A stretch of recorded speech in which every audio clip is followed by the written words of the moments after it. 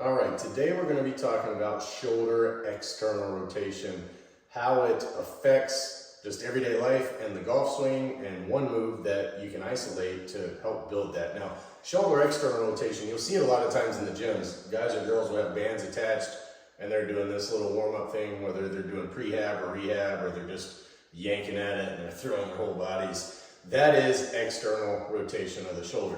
Now, if you're a golfer or a baseball thrower or just a human, external rotation in the right arm is important because it helps you generate momentum and have healthy shoulders. So if you're throwing a ball, that's external rotation when you get to this point.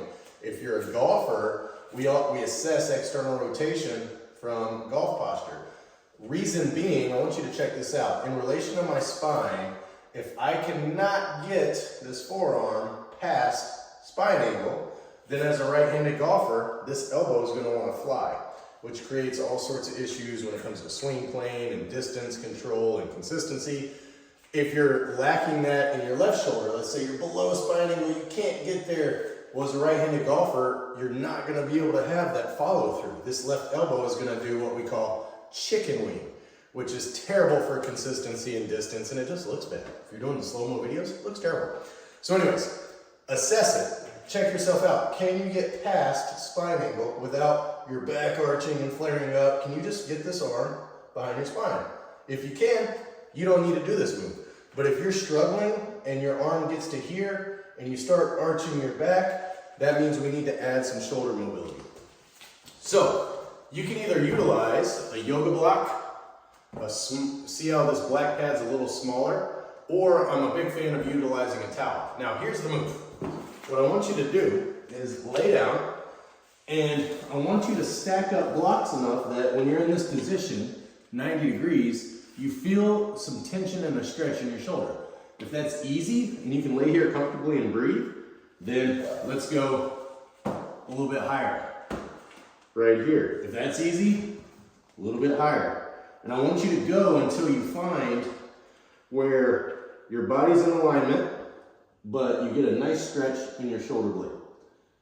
Now for me, this is good. I'm gonna stay right here. I'm gonna breathe for 1 to 2 minutes and just enjoy the stretch. Now here's the key.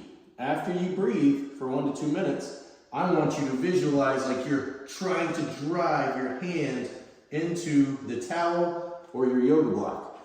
So for 15 seconds, I'm gonna slowly ramp up from 10 to 100%, and I'm gonna tense my whole body, but I'm trying to push into that yoga block. I feel all sorts of tension in my shoulder, and then you're gonna do the opposite. You're gonna try to visualize like you're lifting your hand off the yoga block. Now, if this is the correct height, you're not gonna be able to get your hand off the yoga block, but I want you to visualize like you're pushing your hand away from that yoga block. It engages different muscles. 15 seconds. Ooh. Move it, and then reassess your range of motion. So, not a beautiful move to video, but I promise you, especially if you're a one-sided athlete, a golfer, a baseball player, or just a normal human who grabs everything with your dominant hand, an opposite side will usually be tighter or weaker. So evaluate yourself. Can you get past spine angle? If you can't, grab a towel, yoga block, whatever you need, get into that position to where you feel a nice stretch, hold it for 1 to 2 minutes, and then 15 seconds pressing as hard as you can down, 15 seconds away, and then retest and see if you've gained a little bit more shoulder mobility. Do that a couple times a week for a few weeks, few months. All of a sudden, both sides are equal.